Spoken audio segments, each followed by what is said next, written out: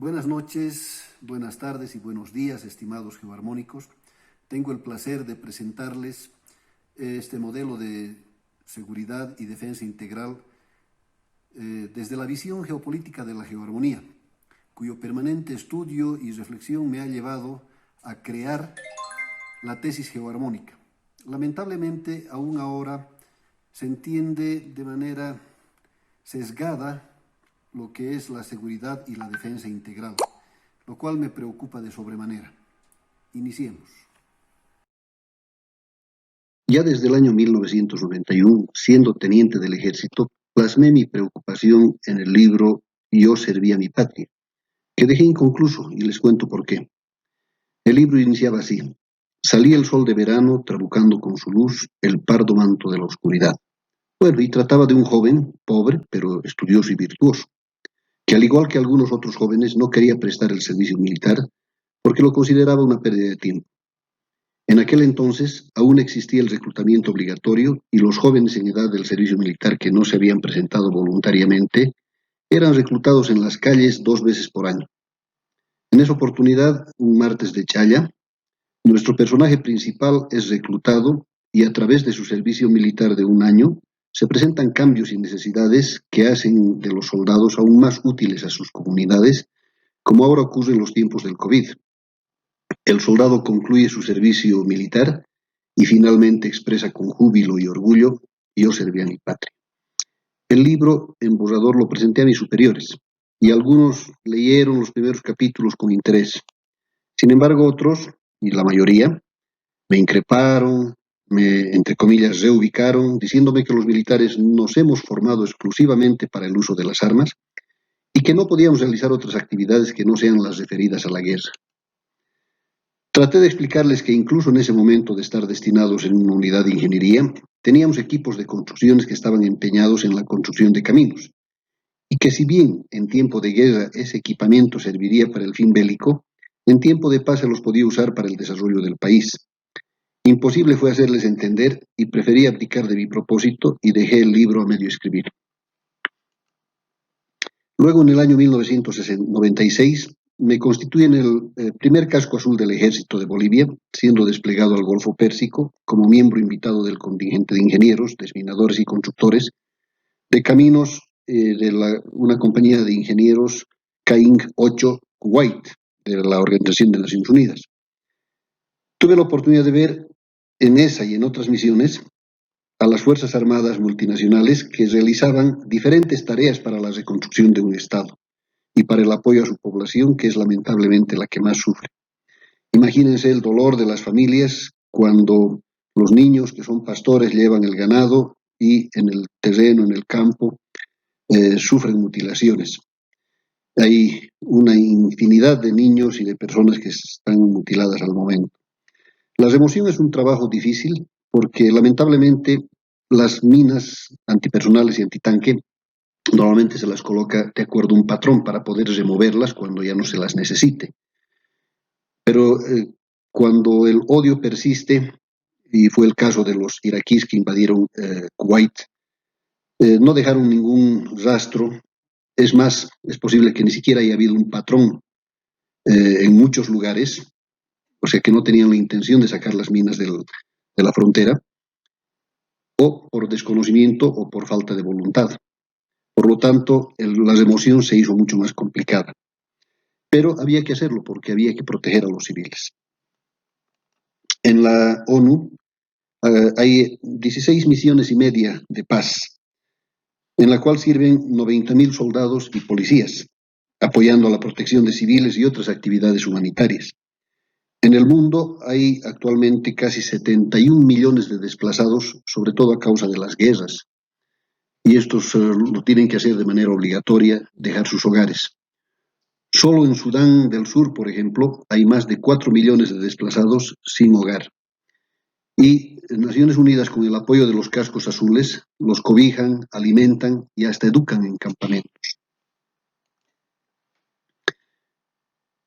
Como ejemplo, nuestros valientes cascos azules que asistieron a las víctimas del desastre ocasionado por el terremoto en Haití en enero de 2010, en el que sufrieron más de 100.000, murieron más de 100.000 personas, es un ejemplo de protección de civiles.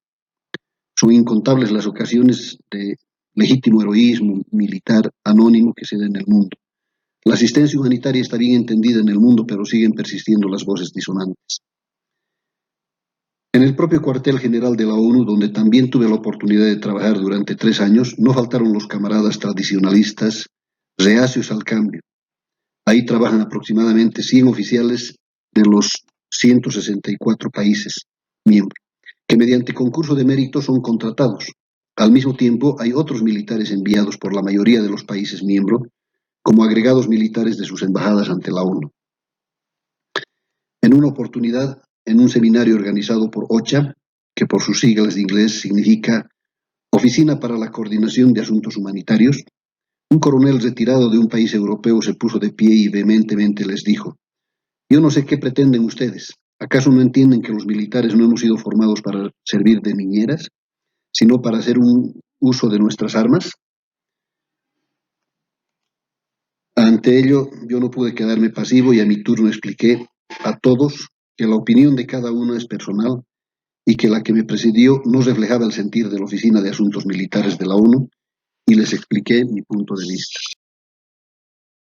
Inicié mi alocución reconociendo inicialmente que sí, las Fuerzas Armadas están preparadas y entrenadas para defender un Estado. Y les hice recuerdo que el Estado tiene elementos constitutivos.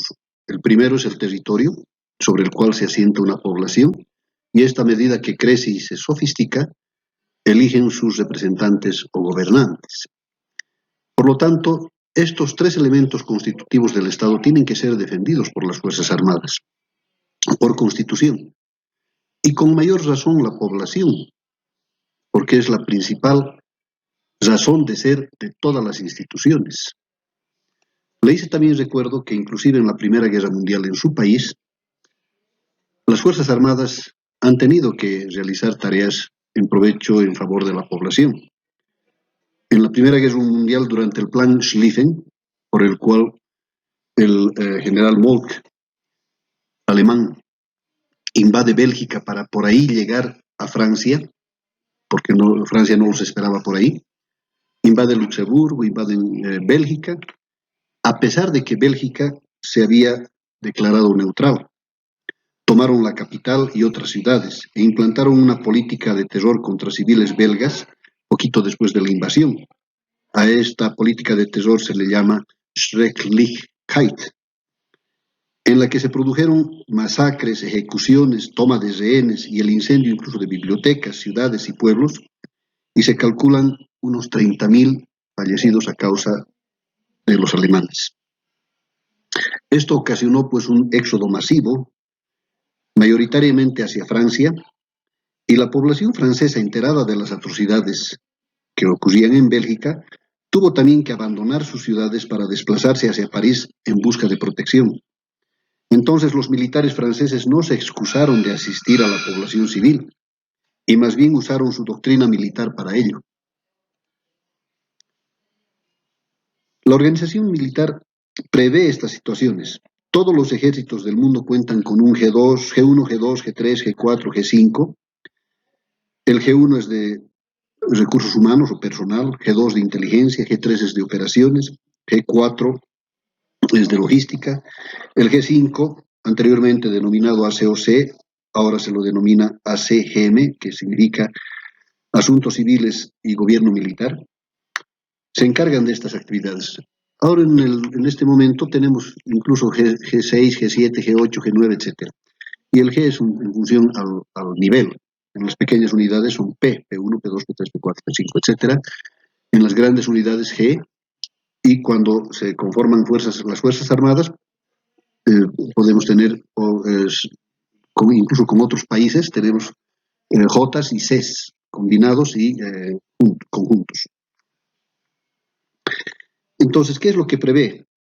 Yo les dije un resumen en ese momento, pero ahora que tengo la oportunidad, les voy a decir lo que dice el reglamento SPAC, el Servicio para Apoyo al Combate, que los militares tienen que hacer un mantenimiento y administración de los depósitos de abastecimiento y puestos de abastecimiento a la población civil que es desplazada, puestos de reunión y también de control de personas refugiadas e internadas, puestos de control de tránsito civil, oficina de información pública y de identificación de personal, campos de refugiados e internados, centros de evacuación de personas refugiadas e internadas, centros de defensa civil y de control de daños de área, hospitales e instalaciones de sanidad para la atención de civiles.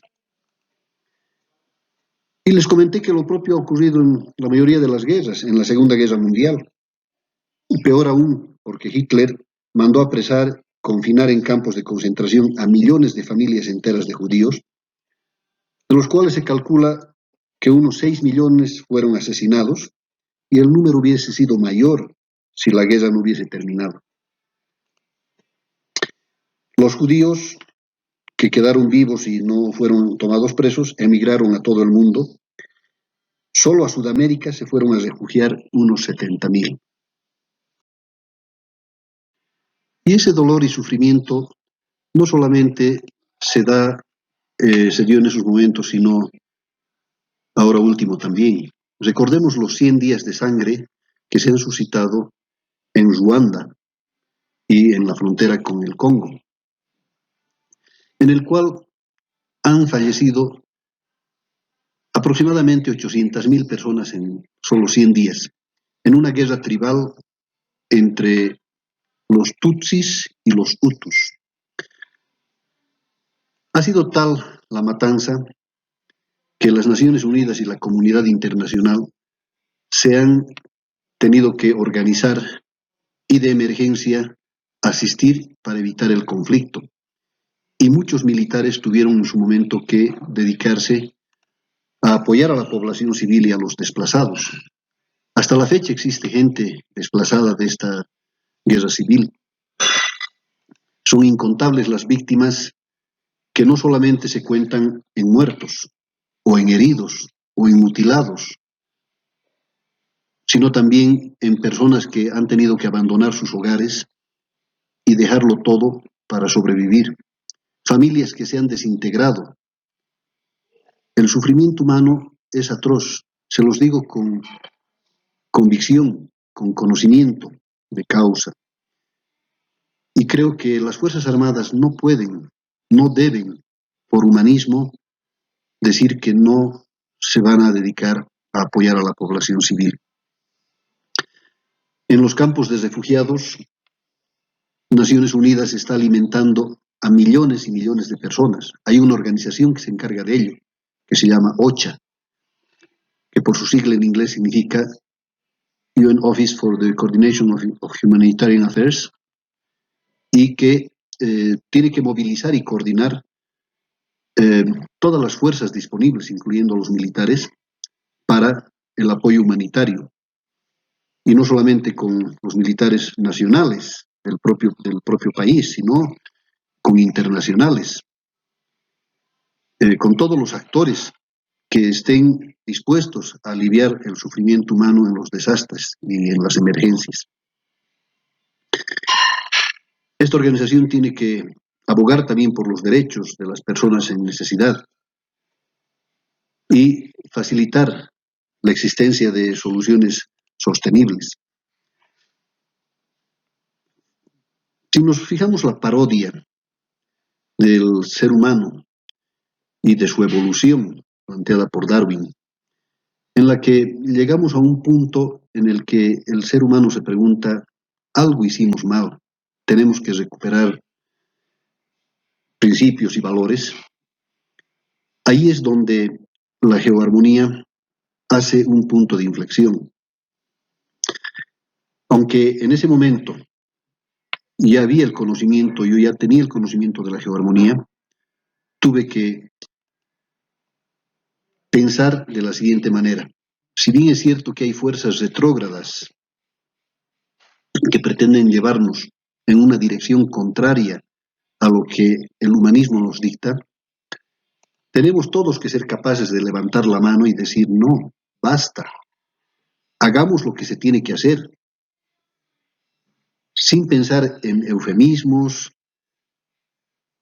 en posiciones radicales, y simple y llanamente actuar para aliviar los problemas de la sociedad que actualmente se presentan. Es por eso que, volviendo de Naciones Unidas el año 2015, me animé a organizar un seminario nacional sobre seguridad y defensa integral, y fue el primero de su característica porque tuve la oportunidad de estar destinado en el COSDEP, el Consejo Supremo de Seguridad y Defensa del Estado Plurinacional, como el segundo hombre. Esto es, esta es una cartera de Estado, tiene ese nivel. Hay un general que está al mando, que es el secretario general del Consejo Supremo de Seguridad y Defensa. Yo estaba como subsecretario, era una especie de un jefe de gabinete, entonces tuve la oportunidad de hacer entender a mucha gente, porque lamentablemente costaba aún más en ese tiempo, e hicimos un seminario sumamente interesante. Estando entonces en COSDEP, la historia del mismo me motiva también preocupación.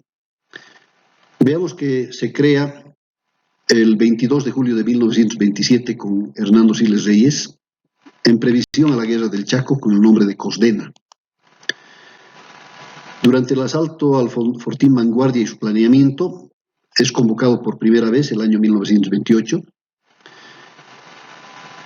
Daniel Salamanca lo recrea y lo hace dependiente del Ministerio de Guerra con un presidente, 3 vocales y un secretario. Todos eran militares. Veamos cómo retrocede y le quita el carácter de integralidad. Germán Buch, como hombre visionario de Estado, lo vuelve a retornar hacia la presidencia y le incorpora ministros y una secretaría. Víctor Paz, de igual manera con muy grande visión, incorpora al secretario general permanente y al presidente de las comisiones de Relaciones Exteriores y Defensa de las cámaras legislativas, lo cual es un punto sumamente interesante y de vanguardia. El general Barrientos, el año 65, dispone que pertenezca directamente del presidente, pero sí le otorga voz y voto al secretario general permanente. Durante la guerrilla de Ñancahuazú es convocado por René Barrientos Ortuño. El general Banzer le cambia el nombre de COSDENA a CONACE y incorpora este organismo a la LOPE, a la Ley Orgánica del Poder Ejecutivo. El presidente Padilla aprueba su reglamentación y le otorga al secretario general permanente el rango de ministro. En Octubre Negro es convocado por Carlos Mesa y el 2009 COSDEP es convocado por Evo Morales. Como pueden ver ustedes, apenas en 4 oportunidades ha sido convocado este organismo. Y bueno, llama la atención que inclusive ahora en tiempo de coronavirus no lo fue. Y mis motivos de preocupación no concluyen con la historia del COSDEP, sino que cuando me encuentro destinado ahí, me doy cuenta de que las personas, mayormente civiles, que ya estaban años anteriores, así como los militares que somos destinados temporalmente, no teníamos una convicción clara de lo que era la seguridad y defensa integral. Si vemos la composición del COSDEP, nos vamos a dar cuenta también de ello.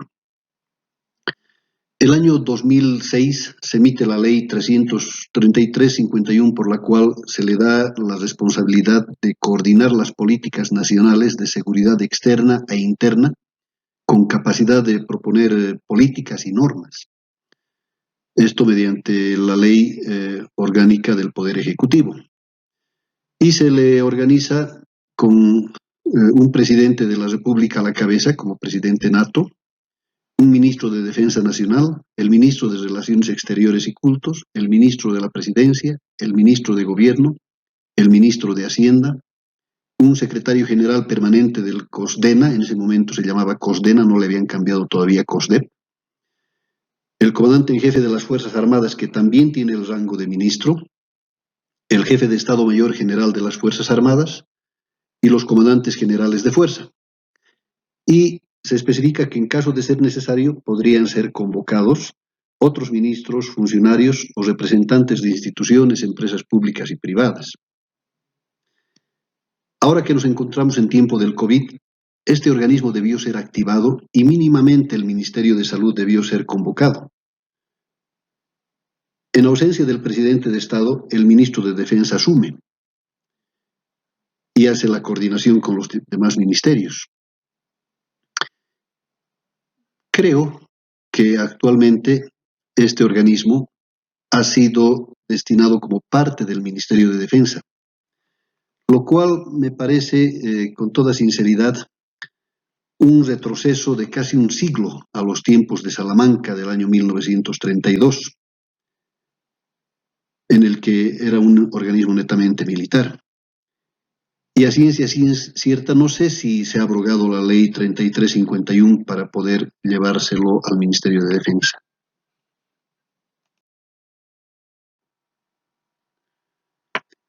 Ante esas preocupaciones, el 12 de agosto del 2015 llevamos adelante el seminario taller denominado La complejidad de los nuevos desafíos para la seguridad y defensa integral del Estado plurinacional, al que convocamos a 3 representantes de los diferentes ministerios y órganos del Estado, así como de organizaciones sociales, para darles a entender que la seguridad y defensa integral no es atribución exclusiva de algunas instituciones y que se puede defender el país por la diplomacia internacional, por la educación o por la defensa de la salud del pueblo, por ejemplo.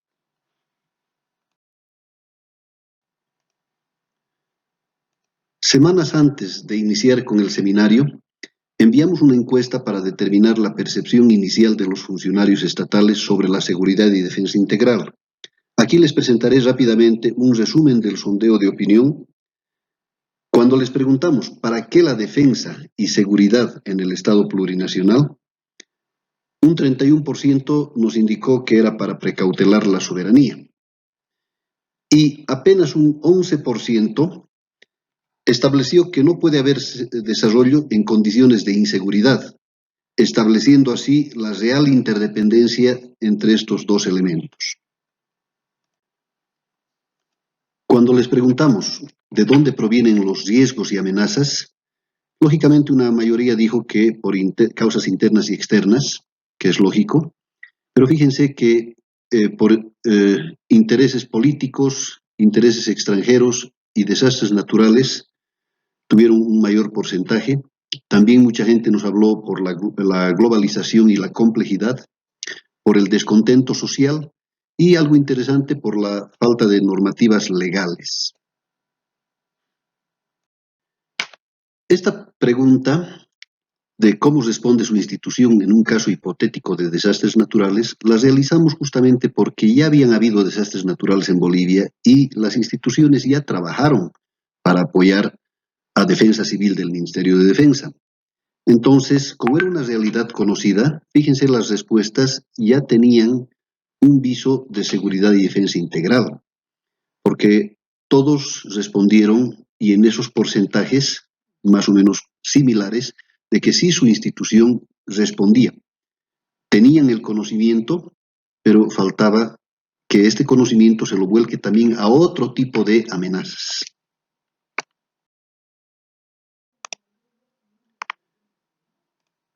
Cuando les preguntamos cuáles son los instrumentos para proteger al Estado de los riesgos y amenazas, fíjense que como habíamos mandado estas preguntas con anticipación a todas esas personas que iban a asistir al seminario, ellos con seguridad han preguntado dentro de sus instituciones para dar las respuestas prácticamente institucionales.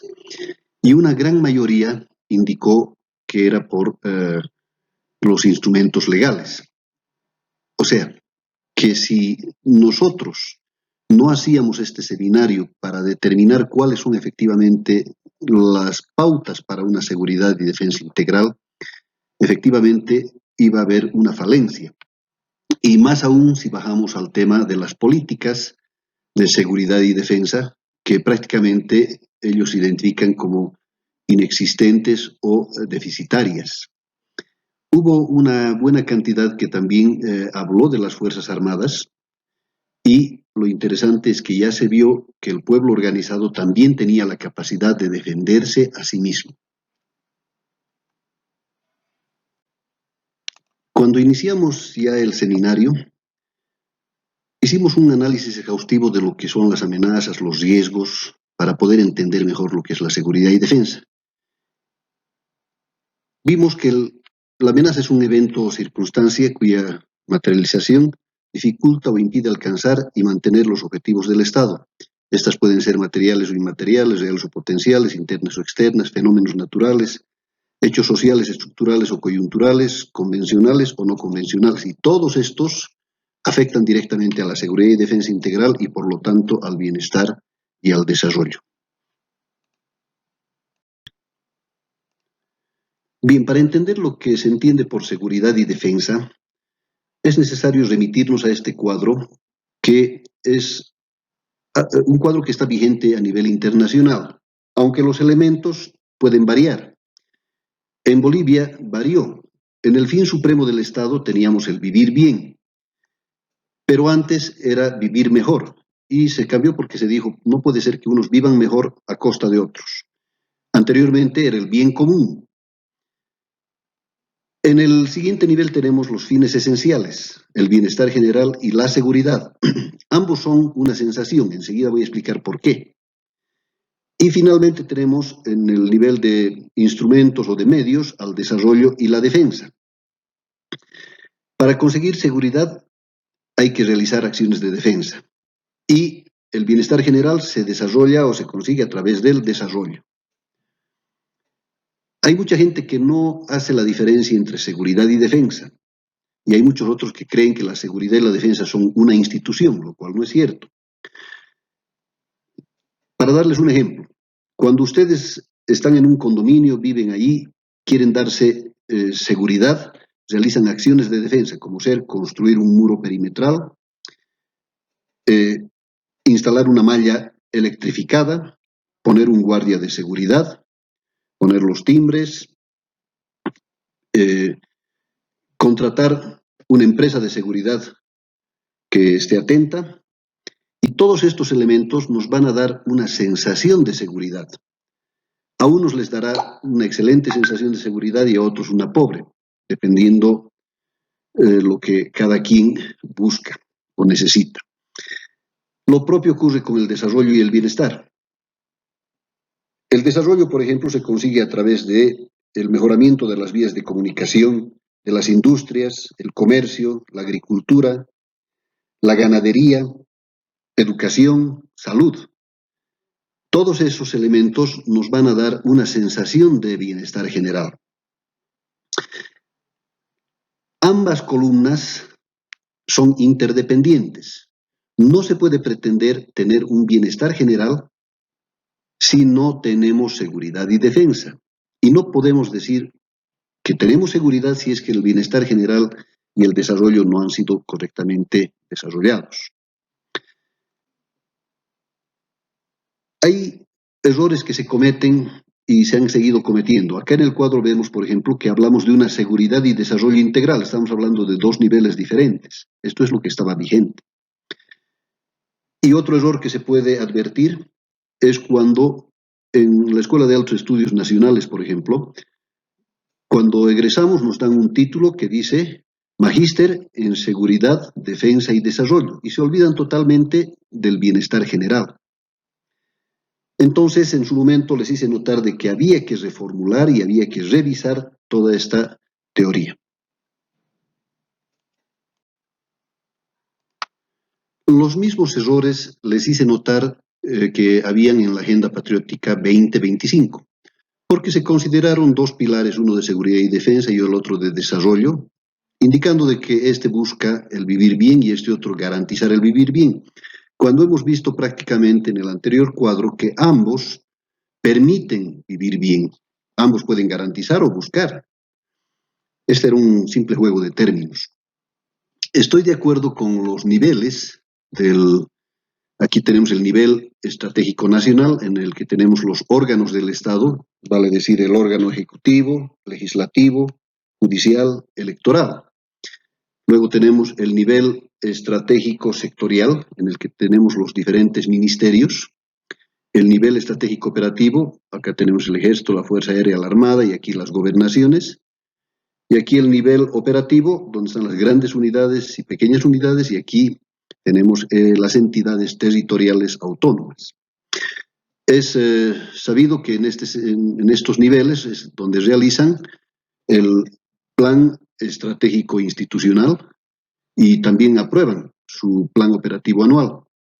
Aquí hay un fondo de defensa y seguridad y aquí se emiten las políticas en defensa y seguridad. A este nivel salen los lineamientos y las directrices y acá los planes y órdenes.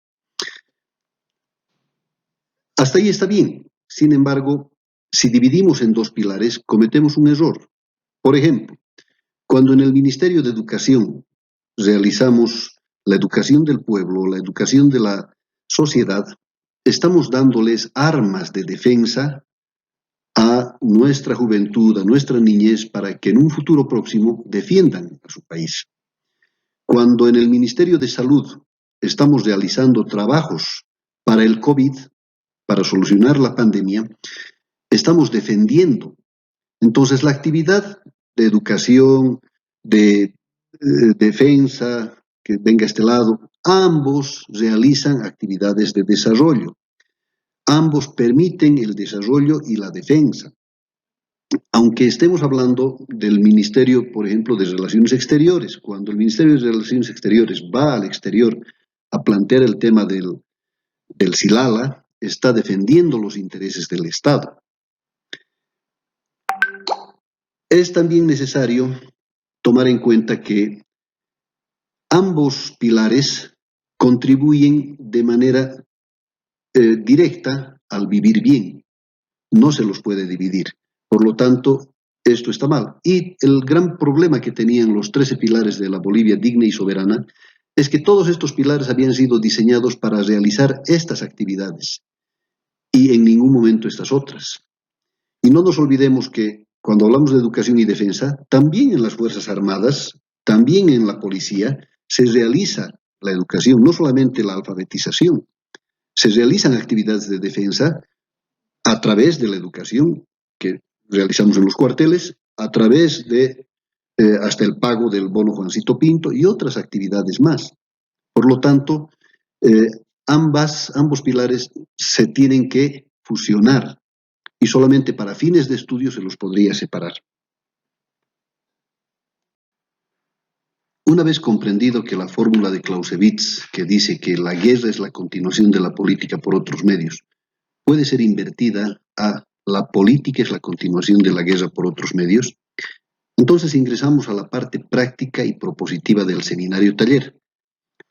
Y estuvieron ellos organizados en mesas de trabajo donde los 3 representantes de cada ministerio y comisiones del Senado y de diputados tuvieron la oportunidad de generar políticas públicas en seguridad y defensa integral afines a la actividad que realizan. En la mesa 3, por ejemplo, estaban todos los organismos relacionados con las Fuerzas Armadas y Policía.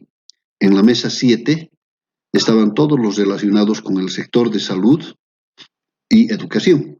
Aquí, por ejemplo, se propuso trabajar en planes y estrategias para la defensa de la población contra epidemias y pandemias, así como planes de defensa de la sociedad mediante su alfabetización básica y funcional. Bien, ahora veamos el modelo de seguridad y defensa integral propiamente dicho.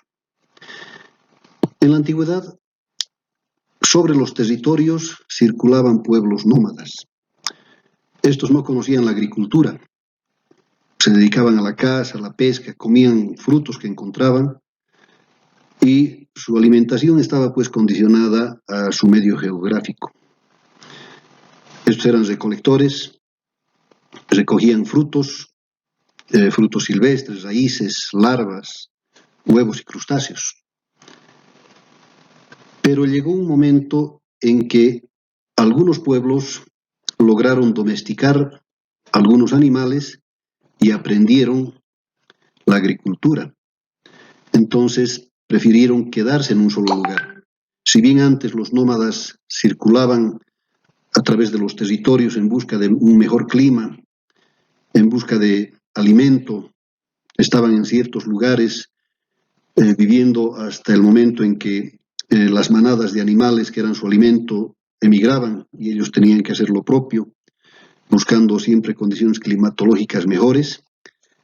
Una vez que entienden que los mejores terrenos para la agricultura son aquellos que están regados por los ríos, entonces prefieren quedarse en un territorio y ahí es cuando nace la propiedad privada. El territorio es una característica de la propiedad privada, porque estas poblaciones cuando se asientan sobre un territorio evitan que otros pueblos nómadas hagan uso de su territorio. Entonces empiezan los conflictos bélicos entre tribus, de unos ya sean nómadas y otros que eran sedentarios. Estas poblaciones con el tiempo se van desarrollando y se van sofisticando, al extremo que en un momento dado crean sus instituciones del Estado. Ahora en el presente está la sofisticación que hay inclusive instituciones con equilibrio de poder. Pero los estados eran mucho más arcaicos, por ejemplo, antes de la Revolución Francesa. Recordemos que ya se hablaba de Estado y Luis XIV, el rey Sol, dijo, el Estado soy yo. O sea que él era el que, como sus predecesores, el que impartía inclusive justicia para los súbditos.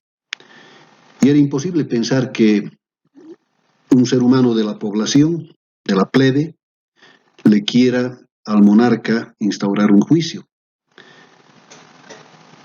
Entonces, se sofistica al extremo en que se crean órganos, el órgano legislativo, ejecutivo, electoral y judicial. Electoral, perdón, y judicial. Estos órganos, en cierta forma, mantienen un equilibrio y representan a la población. En la cúspide de esta pirámide o de este triángulo se encuentra el gobernante. Hagamos de cuenta que lo que estamos viendo en este momento es una carpa de un circo, porque alrededor de esta carpa del circo vamos a ver que están una serie de sistemas que la población va estableciendo y las he puesto en un desorden total de manera inicial.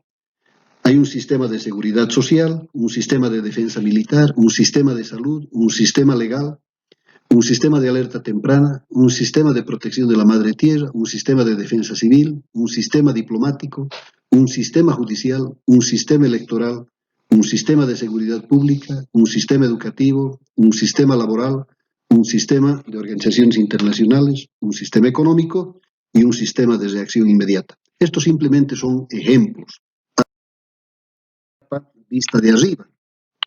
Esta es la parte superior, el punto blanco.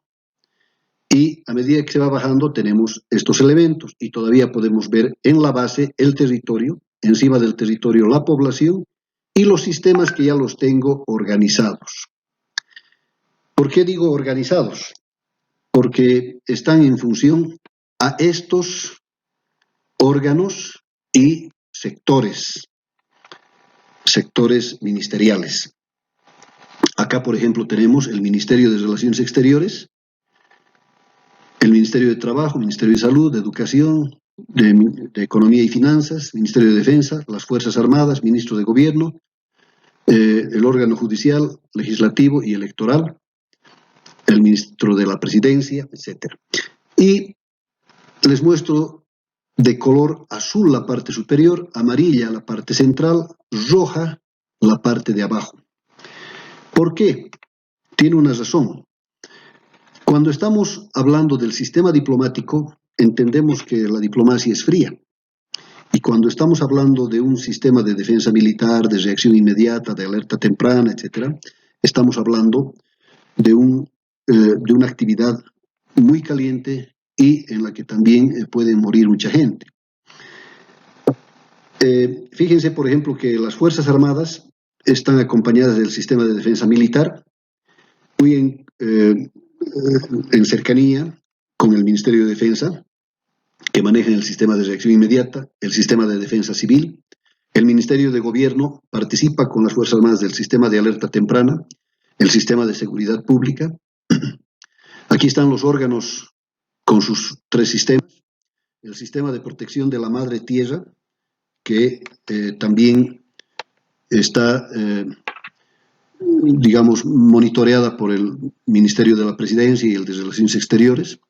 El sistema diplomático, el sistema de organizaciones internacionales, el Ministerio de Trabajo con el sistema laboral, el Ministerio de Salud con su sistema, el Ministerio de Educación con su sistema, y así sucesivamente.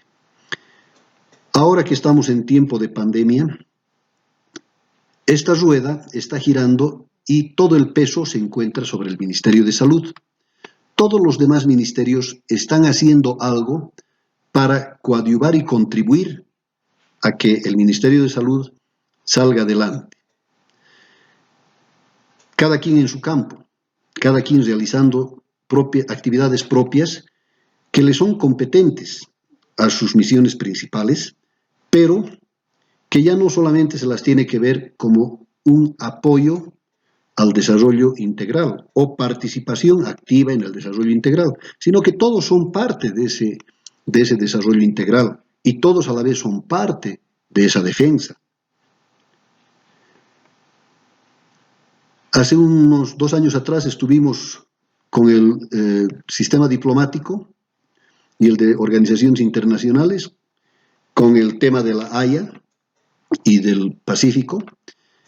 El Ministerio de Relaciones Exteriores estaba, por lógica, encabezando la actividad, y todo el país, todos los sistemas, toda la gente, toda la población estaban volcados y con los ojos volcados y las esperanzas volcadas a que este ministerio, juntamente con el apoyo y con el trabajo activo de los demás, saquen adelante ese tema. Ahora veamos que hay 3 niveles. En el nivel central tenemos el nivel de asesoramiento superior y decisión. Aquí tenemos al COSDEP, el Consejo Supremo de Seguridad y Defensa del Estado Plurinacional, y el punto blanco es el presidente, que es el presidente nato del COSDEP. Aquí en el COSDEP está el secretario general, el subsecretario general, todo el plantel de la secretaría del COSDEP. Y fíjense cómo estos ministerios, el Ministerio de la Presidencia, de Relaciones Exteriores, el Ministerio de Economía y Finanzas, Ministerio de Defensa, las Fuerzas Armadas, las 3 fuerzas, y hasta el Ministerio de Gobierno, normalmente participan, el ministro de Gobierno participan en el COSDEP. Este círculo es para el COSDEP. Pero, ¿se acuerdan que habíamos hablado que un visionario, un político visionario, un presidente, había incluido algunas comisiones del órgano legislativo aquí adentro y ahora ya no están? Entonces hemos dado un retroceso y lo que se pretende es que todos los que tienen que ver con Fuerzas Armadas, incluyendo las comisiones de este órgano legislativo, se encuentren trabajando acá. Lo propio ocurre para el órgano judicial, porque las Fuerzas Armadas, todas las instituciones tienen sus propios sistemas de seguridad interna, perdón, judicial y de seguridad interna.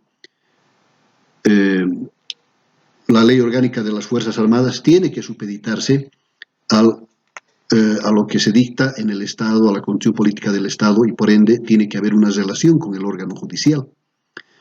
Y cuando hablamos de la seguridad, estamos hablando también pues de la seguridad jurídica, que tiene que haber en todas las instituciones para que no hayan despidos masivos, masacre blanca, para que no hayan abusos de autoridad, porque lamentablemente es el pan de cada día. Entonces, Estos órganos, de acuerdo a lo que planteamos, es que en algún momento tendrían que tener cierta participación dentro del COSDEP, dependiendo los asuntos que se traten, mínimamente. Luego tenemos el nivel de ejecución, que son prácticamente los ministerios, fíjense, desde acá hasta acá, y el nivel de apoyo, que viene a ser los sistemas y la población.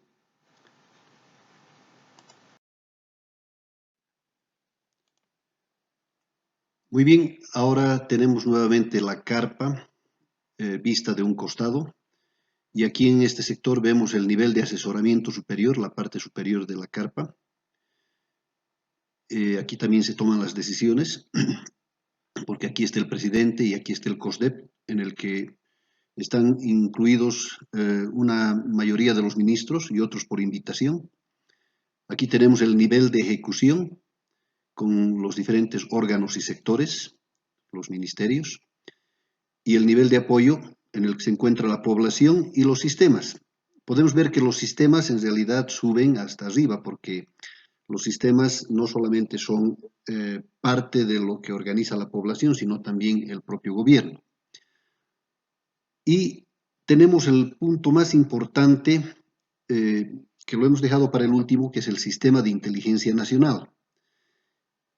Como podemos ver, es el mástil principal de esta carpa, es el que sostiene todo el peso o el mayor peso de la estructura del Estado, y nace aquí abajo en la población y termina en el presidente.